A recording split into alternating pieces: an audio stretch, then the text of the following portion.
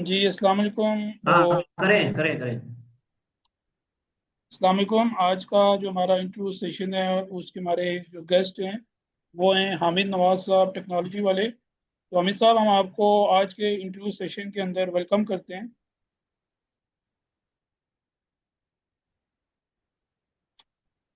आपको आवाज़ आ रही है हामिद साहब?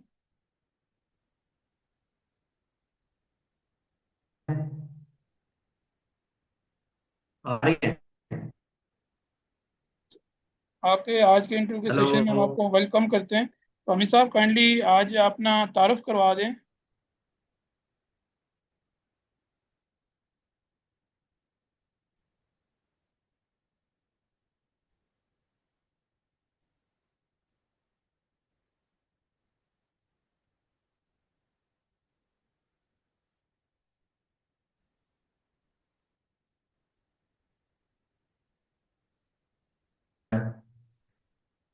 दस पीरे का लाहौर से।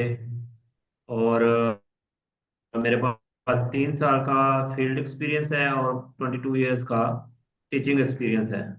और मैं as a instructor electrical government college of technology Rawalpindi में पढ़ा रहा हूँ। अच्छा हामिद साहब, माशाल्लाह आपका तो काफ़ी ज़्यादा 25 ईयर प्लस का एक्सपीरियंस है। तो बताएं कि आपने जो इलेक्ट्रिकल की जो फील्ड है इसको क्यों चूज किया था?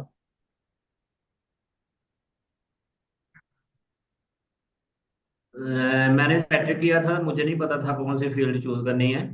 और ये भी नहीं पता था कि टेक्निकल कॉलेज है या नहीं है। और मेरे अंकल ने सिविल का डिप्लोमा किया हुआ था, उन्होंने मुझे रिकमेंड किया था कि आप जिस सियालकोट में एडमिशन लें। मैंने एप्लीकेशन दे दी और प्रायोरिटी के ऊपर कोई टेक्नोलॉजी नहीं लिखी थी।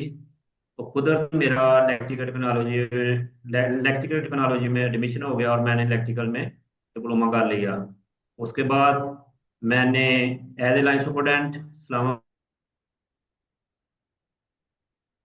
कंपनी को ज्वाइन किया। और किया फैसल सप्लाई कंपनी को as a SSO. SSO means sub station operator. 32 kV grid station कमा लिया। और 2 साल के बाद जीसीटी सियालकोट में वैकेंसी आई, मैंने भी अप्लाई कर दिया और मेरी वहां पर सिलेक्शन हो गई। तो तब से मैं टैप्टा को अपनी खिदमत से अंजाम दे रहा हूँ। तो अमित साहब, आपने जो अभी आप इंस्पेक्टर इलेक्ट्रिकल एज जॉब कर रहे हैं, काम कर रहे हैं, तो ये आपका पैशन था या बस आपने बाई चांस जो है आप इस फील्ड के अंदर आ गए? बाई चांस फील्ड में नहीं आया, ये मेरा पैशन था। और मैं चाहता था कि मैं टीचिंग करूं। जब मुझे पता चला कि सियालकोट में वैकेंसियां आई हैं तो मुझे खुशी हुई और मैंने अप्लाई कर दिया और अल्लाह से दुआ की कि मुझे ये जॉब मिल जाए। क्योंकि पैशन था इसलिए।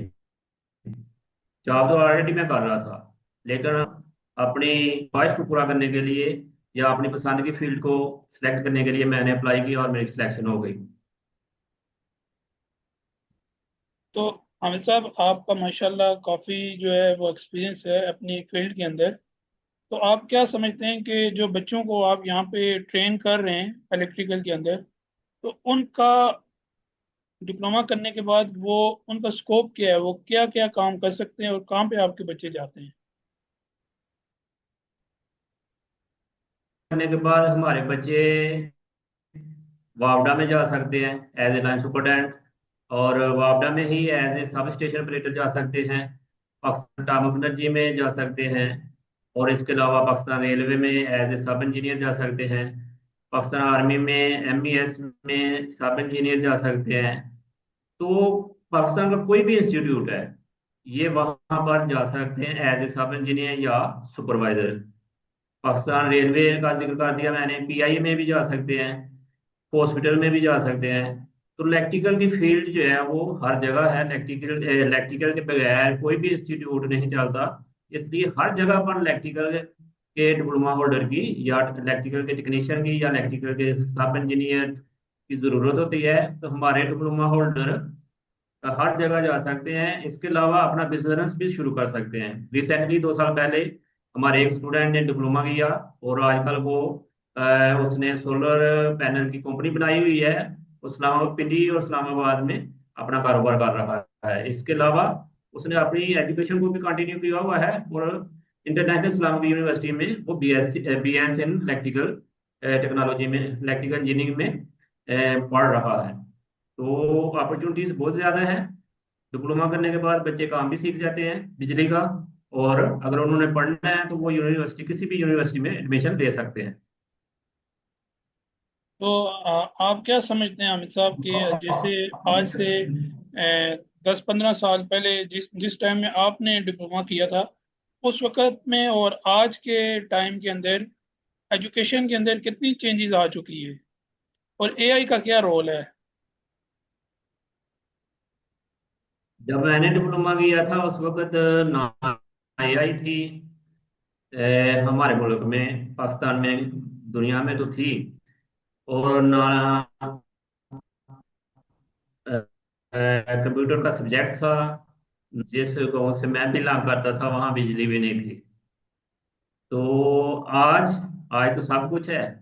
आज आप एआई की मदद से जो है ना, वो अगर आपका लेक्चर मिस हो जाता है तो आप एआई की मदद से जो है ना वो अपना नॉलेज गेन कर सकते हैं, और अगर नहीं कर सकते।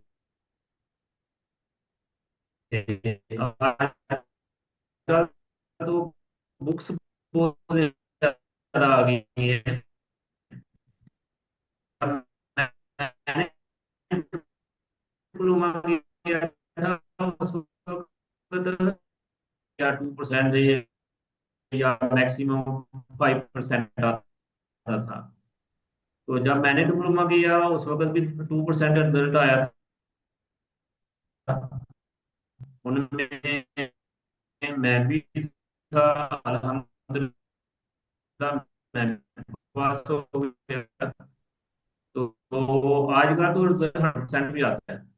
उसका वजह यही है टेक्नोलॉजी।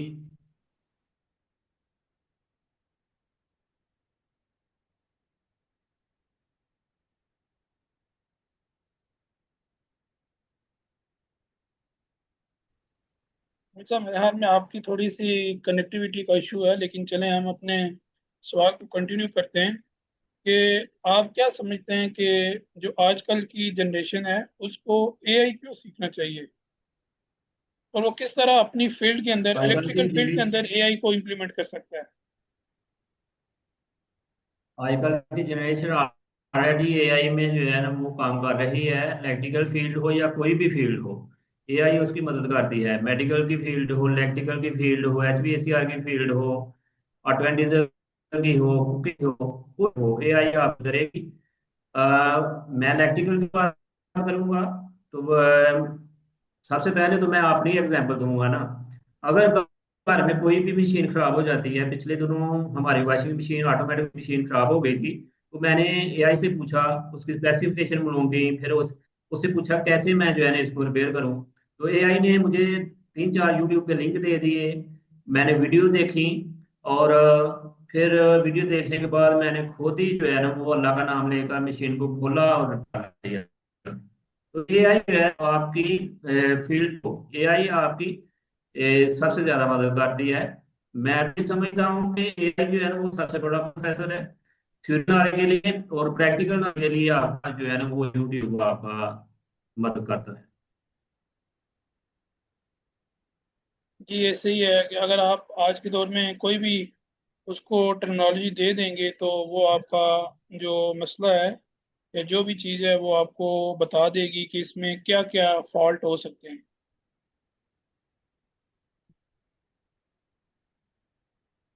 तो आखिर में हामिद साहब, आप उन बच्चों को क्या पैगाम देना चाह रहे हैं जो बच्चे डी इलेक्ट्रिकल या इलेक्ट्रिकल की किसी भी फील्ड के अंदर अपना करियर बिल्डअप करना चाह रहे हैं, तो उनको आप क्या पैगाम देंगे?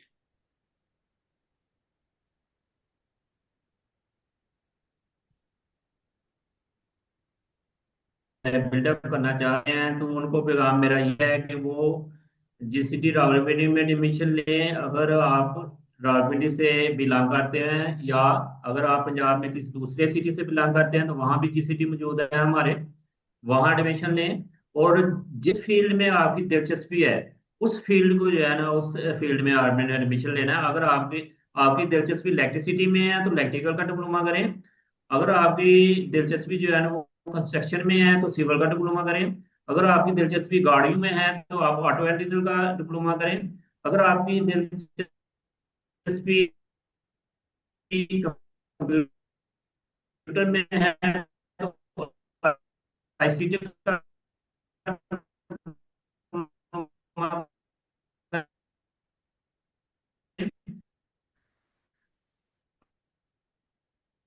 अगर आप,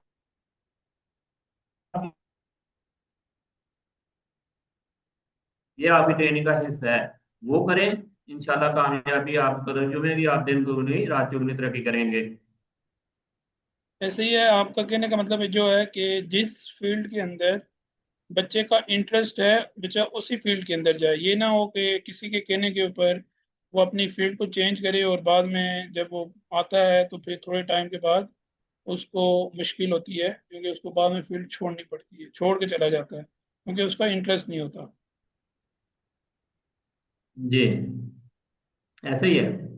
वैसे ही है। तो हमें साहब आप कौन कौन से जो सब्जेक्ट्स हैं वो अपनी डीई वालों को आप पढ़ाते हैं? ये कौन से सब्जेक्ट्स के अंदर आपकी एक्सपर्टीज है?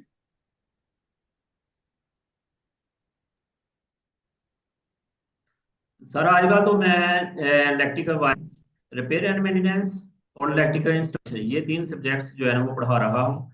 इलेक्ट्रिकल वायरिंग में घर की वायरिंग सारी सिखाई जाती है, इंडस्ट्रियल की सारी वायरिंग सिखाई जाती है। जबकि इंस्टॉलेशन में भी वायरिंग के मतलब का ही सब कुछ सिखाया जाता है। इंस्टॉलेशन मतलब अगर कोई चीज़ इंस्टॉल करनी है, अगर आपने फैन लगाना है तो वो कैसे लगाते हैं। अगर आपने कोई लाइन जो है ना वो आपदा की वो डिस्ट्रीब्यूट करनी है, एक जगह से दूसरी जगह इलेक्ट्रिसिटी को लेके जाना है, वो कैसे जो है ना वो लगानी है, इंस्टॉल करनी है।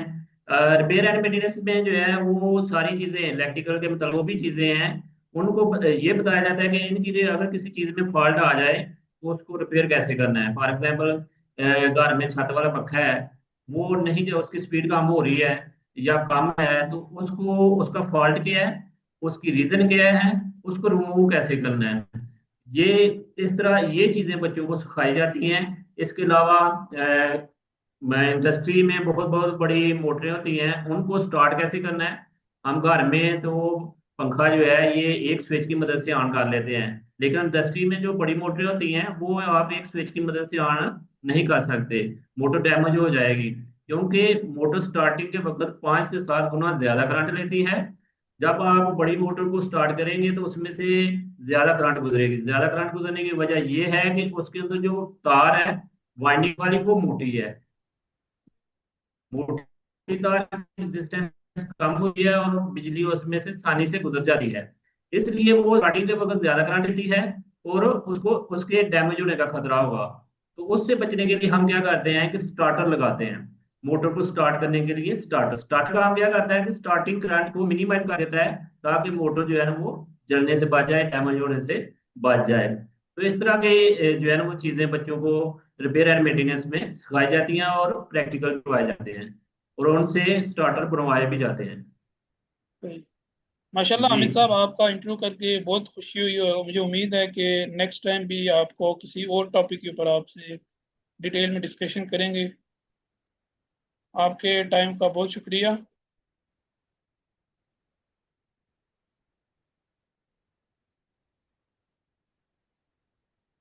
ठीक है, अल्लाह हाफिज़।